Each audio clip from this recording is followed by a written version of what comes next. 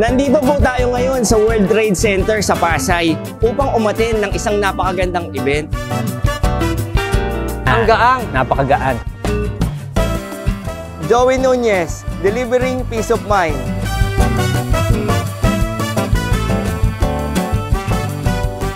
Excited na po akong i-share sa inyo ang mga opportunities, job hiring, mga enhancement at mga recent update para ma-enhance at ma-empower ang tracking and logistics sa ating bansa. Welcome sa Transport and Logistics Philippines. Don't forget to like and subscribe.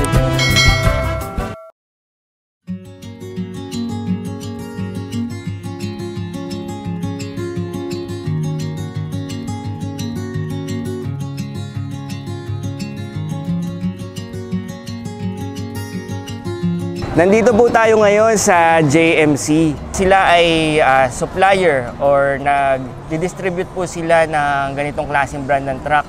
At kasama po natin ngayon si Sir Julius Bienes po, Group Retail Manager ng JMC Quezon City. Ano po sir yung mga truck na maiha-highlight natin para sa mga truck operators po natin na naghahanap po ng truck ngayon? Okay. So actually sir, JMC po stands for Jiangning Motors Corporation. Okay. So we are considered as a light duty truck. So meron po kasi tayong heavy duty, but sa amin po sa JMC, we're only focused on light duty.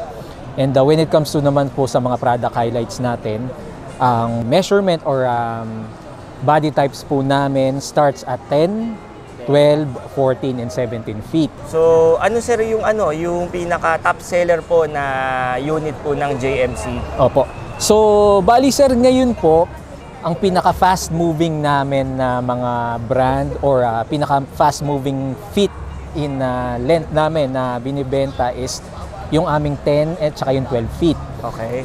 Bali, ang mga body types po nun, ang pinaka mabenta sa amin is yung 10 and 12 footer na FB body. Okay. Tama-tama po. Ini-invite po namin yung mga truck operators dyan. Bisitahin nyo po ang JMC. Saan po ang location ng inyong kasa, sir? Okay, sir. Dito po sa NCR, sir, meron kaming 3 branches. So, meron po kami sa Quezon City, Cavite, and ang head office po namin is in JMC Makati. Sir, makakuha ba po ng the best deal yung mga operators natin pag nag-visit sila sa kasa, sir? Yes, sir. Mas maganda po para mabigyan po namin kayo ng magandang deal as well as ma-demo po namin sa inyo personally yung mga unit. Kasi sir, mas madaling mag-decide if makikita nyo po ng actually yung unit. Tama. Sir, saan ba po kadalasang ginagamit yung mga unit nyo? Different body types ng sasakyan. Depende po dun sa gagamit. But sa amin po kasi ang pinaka fast moving is yung mga FB body types namin. So ano po yung mga usual na business line na ginagamit kapag kumukuha ng FB body namin katulad ng 10 and 12. So kapag mga 10 footer po na FB body, usually ginagamit po yan ng mga forwarding business katulad ng mga small forwarding business katulad po ng Lalamove, Transportify. So sila po yung mga usual na bagay gumamit nung unit nito. Yes sir. So okay. Bakit po mga 10 and 12 footer yung mga kinukuha nila? It's because very accessible po yung sa mga maliliit na kalsada. At saka kumbaga mas madaling i-maneuver lalo kapag tight yung sabihin natin, tight yung mga spaces. Kaya mas recommended po namin yung mga 10 and 12 footer. So hindi lang sir mga Lalamove ang kumukuha niyan, but also yung mga sabihin natin sir, yung mga nag-groceries, yung mga business to business katulad ng mga grocery stores na Pure Gold sir. Opo. And hindi lang po mga FB body yun sir, pati mga sabihin natin yung mga yung mga aluminum vans namin. Yun. Tsaka nga pala sir, meron ba kayo reefer truck? Meron din po. When it comes to reefer trucks naman po, we have 18, 25, and 5 degrees na available. Depende din po sa mga purpose ng mga kukuha. So kapag mga frozen goods, sir, we recommend talaga yung mga 25 degrees namin. Tama. Kasi yan, para sa hindi nakakaalam po, may requirements kasi yung mga operator ng truck na degrees, yung coldness nung pinaka-reefer nila para makabiyahe sila sa isang company. So, pasok po yung requirements na nila doon sa mga sinabi niyong detalye ng Yes, sir, truck ninyo. opo. Gamit yan. So, sir, kwento mo naman sa akin tong unit na to. Mukhang napakaganda niya, tsaka napaka-durable ng itsura, sir. Yes, sir. Opo. Ito po yung N710 namin. This is a 12-footer. So, ito po, ang advantage namin with the other brands is, of course, yung presyo po. But pinakamagandang pinakikita namin or sinashowcase namin sa clients is tilting cabin na po ito, sir. Tilting cabin. Ano po ibig sabihin nun, sir? Yes, sir. Yung tilting cabin feature namin, sir, is kung pwede pakita ko sa inyo, sir, yung mas madaling i-access yung Sige engine nga, sir. niya. Sample nga po, sir. Sige, sir. Ito po. So, ito po yung feature namin na tilting cabin. Yan. So, madali lang po siyang ma-access. Okay. Okay, so we have a 2.8 liter engine. And yung mga ganito po, sir, usually ginagamit namin ito, FB body. Ito po yung usual na kinukuha ng mga naglalala move. Ito, sir, katulad nung nabanggit natin kanina. It's because with the price, hindi po siya ganun ka taas sa competitor namin. Oo nga, sir. Tsaka napansin ko, kaysa naman kumuha ka natin again sa mga recondition, kung ito naman ay makakasabay ang presyo doon sa mga recondition, dito na ako sa brand new. Yes, sir. Tsaka napansin ko, nakamolye. Yes, sir. Yung mga nakamolye, yan ang pinakamatitibay po pagdating sa mga pangarga na mabibigat. Sigurado pong tatagal yung truck ninyo. Ito po yung molye. Yan po, yan. Sir, hanggang likod ba ang molye niyan? Yes, sir. Actually, ang unit namin is dun sa rear, naka-double muelya na po siya, or double lift spring with shock absorber na rin po. So, yung durability po is reliable. So, this can carry po up to 2.5 tons. Wow. So, pagka ganun kabigat, syempre, kailangan matibay yung unit mo. At saka mas maganda ang rate nun kapag mabigat yung Yes, sir. maraki ang capacity ng unit na nadadala niya.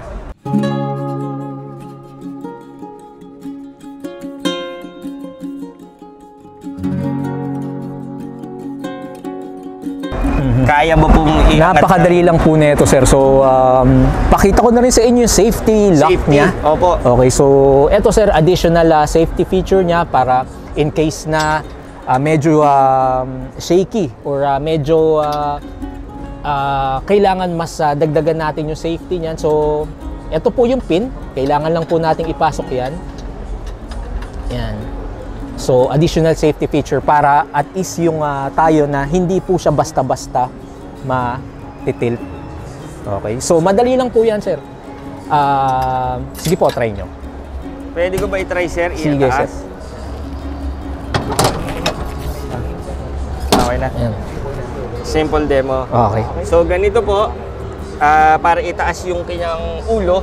3 steps, sir. Three Ganito steps. po. Paano po, So, sir? first, yan. I-press Ano po. po natin yung safety lock na yan. Press the safety. Ito po, ganito lang po kadali iangat yung pinaka... Ang tawag dito, sir, ulo. Cabin niya, sir. Cabin niya, yung cabin. I-press. Sige po. Then, next po is this one, sir. This one. So, tatlong ano po yan. Yun, ang gaang. Napakagaan. Ang gaang lang So, pala. sir, lahat po ng sales consultant namin na babae, Oo. kayang-kaya po nilang i-tilt yan. So, Gaang lang pala. So, napakaganda po ng Napakadali unit na to. Tsaka napakadali lang niya i-manage. yes, sir. Opo. So, sir, ang tanong po doon sa mga nanonood, paano po ang payment terms nito? At magkano, sir? Opo. Ganito po, sir. Sa payment terms naman kasi, we have lots of options sa payment. Okay. Unang-una, sir, we can do in-house financing. In-house financing. Also, we have the bank PO. Okay. And of course po, yung cash payment. So, Cash depende po dun sa capacity ni client or sa choice ni client kung what payment option po yung gagamitin niya. And when it comes to PO, purchase order or in-house financing, our sales consultant will be more than glad para i-assist si client. Ayun, sir. So, ayun po ini-invite ko po kayo. Puntahan nyo na lang po si sir sa JMC. Ang branch nila ay sa Cavite. sa QC sa QC and sa Makati. sa Makati. Ilalagay po natin sa description box yung kanyang contact details. Contact details. For the price din po.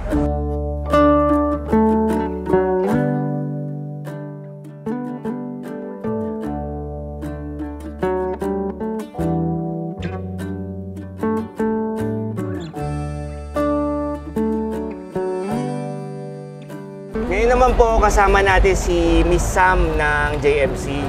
Ngayon, i-highlight natin itong napakabenta at ang dami naghahanap po na klase ng truck. Ito yung aluminum van na 6-wheeler. Yes. Miss Sam, ano ba po yung mga pwede nating masabi na dahilan para sa mga truck operator po natin na talagang reliable tong aluminum van po ninyo? Okay. Hi, Sir Joseph or Joey. Okay.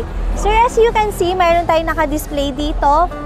N720 aluminum van, which is reliable po ito sa mga logistics and also sa mga furnitures and sa mga like Lalamove, Shopee, Lazada. Yun po yung mostly ng mga clients na ginagamit. Ito ang So, ginagamit yes. nila. Pero mostly talaga siya, mas mabenta siya sa logistics. Okay. Kasi marami ng logistics company ang nagpo-purchase nito sa amin. So, especially si Cymex, si Imperial Appliances, supplier na rin namin yan. So, etong N720 aluminum van natin, sir, is 6-wheeler, 14 feet ang haba niya. Then, 3 tons po ang payload capacity. Wow. So, yun ang kinagandahan ni JMC. And also, one of the big, ano talaga to sa market, sir. Especially sa mga logistics talaga. Yun po yung mga, ano namin talaga, yung mga customers. Binabalik-balikan din talaga ng mga customers namin. Hindi lang one ang pinopurchase, kundi minsan fleet account po talaga. Wow. So, yun po yung ano ni JMC. Tanong ko lang po sa inyo, ang golden question. Mm. Ano po sa tingin nyo yung edge nyo sa ibang brand? Siguro, sir, as a agent, sa mga competitors namin na dealers, lalo na sa mga kilala, like Isuzu. Siguro, sir, yung sa amin lang, sir, is durable talaga siya, reliable, and especially sa price, mas cheaper yung price namin. Pero kung when it comes to power and sa efficiency ng unit, halos same lang talaga siya sa mga kilalang dealer. At kilalang mga truck dealership yun. Okay. Ma'am, syempre yung mga truck operator natin nag-iisip na kung magkano po yung unit. Okay. Magkano ba po si N720? N720? Si N720, sir, na aluminum van natin, standard po. Optional kasi ang aircon natin. Okay. So, kung sa standard lang siya, sir, is 1,340,000 po ang price niya. So, cheap na po yan kasi yung sa ibang mga brand, mas pricey talaga siya. Then, kung sa performance, parehong-pareho. So, yun yung pinaka-advantage namin. Ayun po. So, sa mga may mga kailangan dyan, yan. Kontakin nyo na po si Ma'am Miss Sam. Yes po. Wag na po kayo magpatagal, magbe-Burmans na po. Yes. Rat-rata na naman ng biyahe. Kumuha na po kayo ng bagong unit. Yung contact number po ni Ma'am ay nasa description box.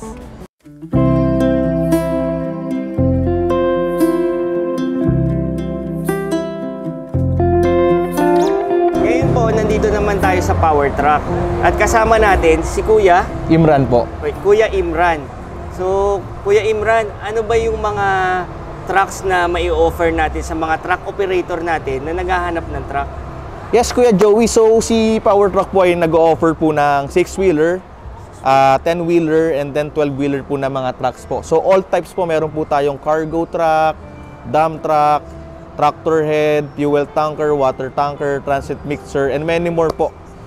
So, katulad po nito, itong tractor head na to, napakaganda po. Ano pang tawag po dito? Anong klaseng unit po yan? So, this is our Howo NX 430 horsepower Euro 2 10-wheeler tractor head po. So, ang permissible po na load nito is up to 45 tons po. Yun po yung rated, pero we can accommodate up to 60 tons naman po. Wow. Yes, Kuya. So, ito po, naka-molye na rin po ito. Yes po, Kuya. Nakamolye na po lahat ng trucks natin, even the 6-wheelers po. So siguradong matibay po 'yan pag Yes po, nakamonye. kuya.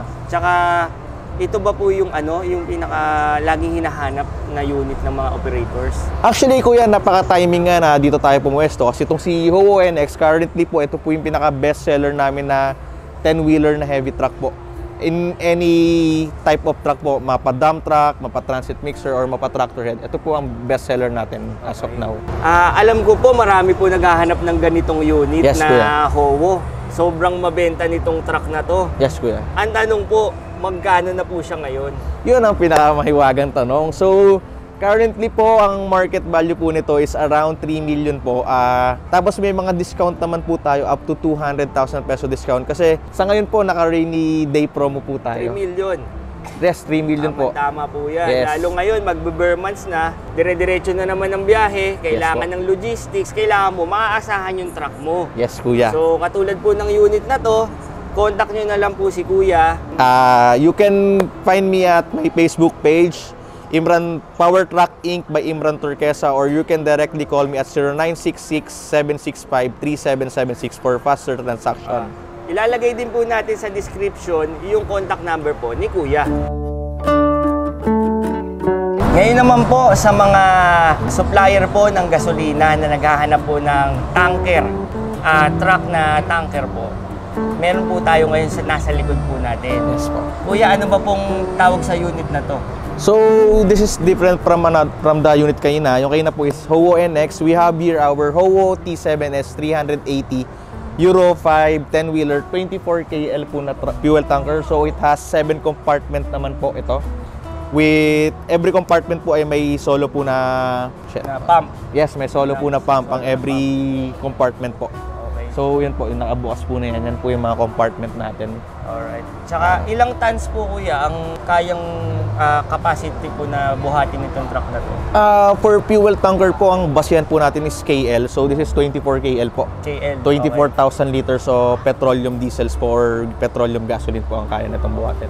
Okay po. So, yung mga operator po natin dyan na nagdi-distribute ng gasolina, Yes po. kontakin nyo na po si Kuya. Ang kanyang contact number ay nasa description. Yes po. Kuya, pwede ba natin tingnan natin yung taas? Yes naman, kuya. Pwede Paano po. ba yan? Ikaw, kuya. Unahan mo na.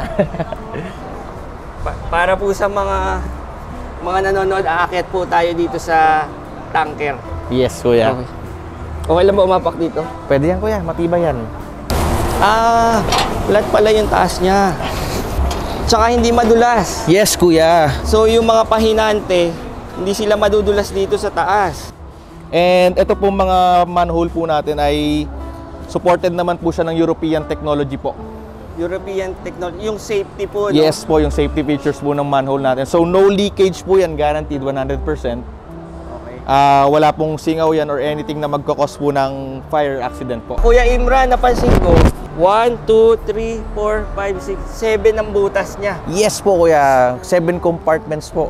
Okay. So 7 type of petroleum products po pwede nating ilagay pwede. dito. Yes po. So, hindi masyadong hassle sa pagde-deliver na konti lang yun na capacity ng truck, no? Yes po kuya. So, tsaka napansin ko parang yung mga hatch niya, hatch ba po tawag dito? Manhole po kuya. Opo. Manhole.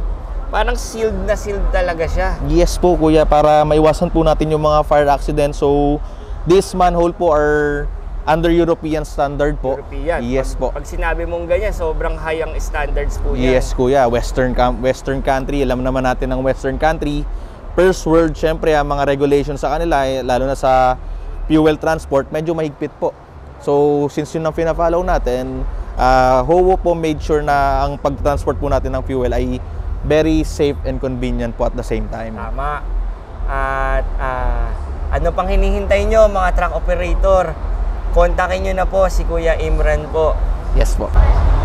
Sa mga nangangailangan naman po ng comprehensive insurance sa katulad ng ganitong truck, kailangan po talaga naka-insured to eh. 3.4 million ba naman tong truck na to? Yes, Tama ba kuya? Yes po kuya. So, syempre, kailangan covered din yan ng insurance para meron kayong peace of mind. Yes. Sa mga nangangailangan po ng comprehensive truck insurance, ang number ko po ay nasa description box.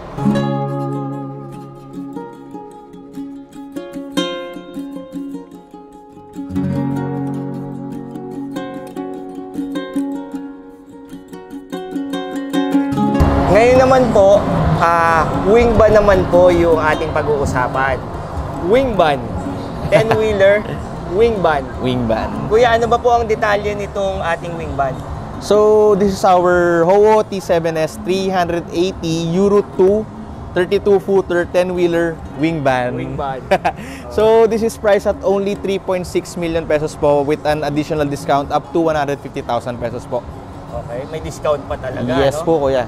So, yung mga operator dyan na may budget naman kayo, pwede naman na kayong kumuha ng unit na brand new. Yes para po. lalo na pag katulad ngayon sa mga biyahe, dire-diretso yung biyahe mo, hindi basta nasisira yung unit mo. Yes. Kuya, saan ba madalas ginagamit yung ganitong klaseng truck? So, si wing van po, we usually use this po to transfer goods po na mga bawal mo mabasa. Kasi fully covered po siya by this aluminum body po. So, usually po ang ginagamit to, mga transportation po ng rice, sugar, flour. Usually po mga household materials po yung mga pinatransfer po dito. Household. Yes po. Tsaka Or mga furnitures po, pwede rin po. Tsaka ito yung napansin ko na warehouse to warehouse ang delivery niya eh. Yes po.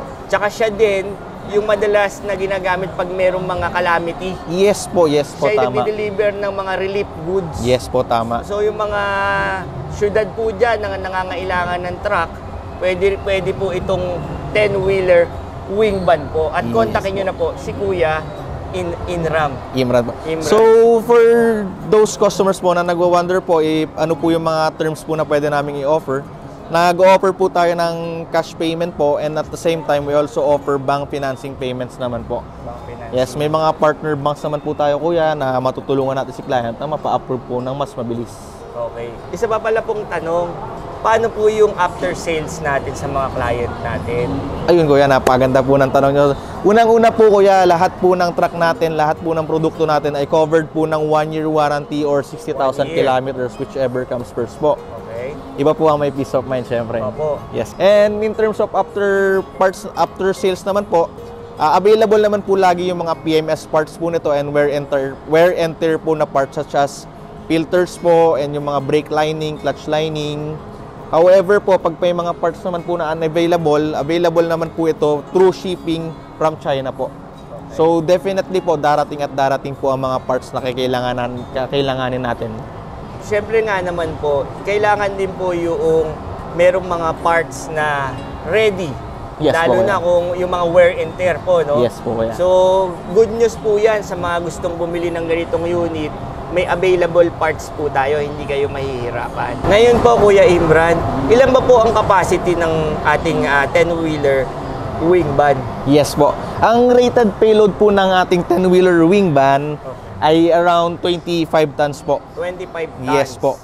So, pag gano'n ang karga niya, ibig sabihin safe bumiyahe, kayang-kaya niya yung gano'ng Yes kabigat. po, safe po at kayang-kaya po bumiyahe kahit saan pong ruta dadalhin po tayo nito. Any point of the Philippines. Yes po, kumbaga. any point of the Philippines po. Sa mga nangangailangan po ng comprehensive insurance at inland marine insurance, lalo na po sa mga 10-wheeler wing van, contact Joey Nunez po. Ang aking contact details ay nasa description box. Ito po ang 10-wheeler wing van. Ito po yung pinakamadalas kumuha ng inland marine insurance sa akin sa experience ko po. Dahil ito yung mga bumabiyahe ng any point of the Philippines, warehouse to warehouse. So ngayon po, kung nangangailangan po kayo ng reliable, best po pagdating sa after sales. At syempre po, pinaka-legit. Kontakin nyo po ako. Ako po si Joey Nunez. Ang number ko po ay nasa description box. Shoutout nga pala sa mga existing kong client, kay Jayland Trucking, si Jamex Trucking, si Giraffe Trucking, yung mga client ko po sa Bulacan, meron din po tayo sa Mindanao, si Nelly B Trucking, pinaka-latest ko pong client ngayon yan. Sa Iloilo, meron din po tayo dyan, hindi ko po matandaan lahat, pero shoutout sa inyong lahat mga client ko. Thank you po sa pagtitiwala nyo po sa akin. At hindi ko po kayo bibiguin at sisiguraduhin ko po sa inyo na naintindihan nyo kung ano yung insurance na inyong binili at magagamit nyo to sa oras na kailangan nyo. Dahil po si Joey Nunez, delivering peace of mind. Don't forget to like and subscribe. Sa pinaka tumatak sa akin sa event na to yung sa Mover, yung kanilang electric truck at yung inaasikaso nila yung welfare ng mga drivers na well compensated sila at puno sila ng benefits. Bihira po yung nakikita natin ganon. Tsaka lalo na nagmamahal sila sa kalikasan kaya nag-focus sila sa electric vehicles. I hope marami po kayong natutunan at na-discover na opportunity po dito sa episode natin na to. Muli po, ako si Joey Nunez, delivering peace of mind.